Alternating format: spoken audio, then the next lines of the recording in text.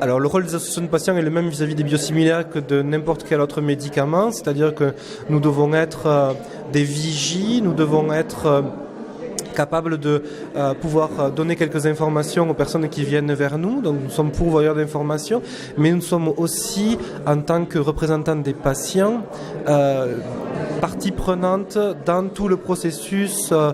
qui peut autoriser ou non un médicament à arriver sur le marché. Maintenant, on a une place au niveau de la HAS pour contribuer.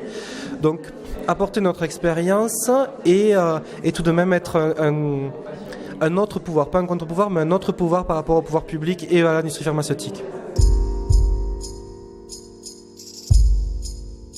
Alors on espère toujours la même chose, qu'ils soient garants de la qualité des produits, de la sécurité vis-à-vis de leurs patients, que leurs prescriptions se fassent en toute, j'ai envie de dire honnêteté, en toute transparence, qu'ils ne soient pas influencés, ce qu'on attend toujours des professionnels de santé, ceux ils remplissent ce rôle-là pour le moment quand même, dans la très grande majorité bien.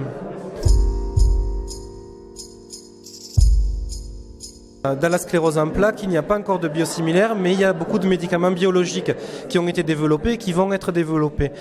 L'espérance de vie des brevets de ces médicaments étant très courte, nous allons très rapidement voir des biosimilaires apparaître dans la sclérose en plaques pour le traitement.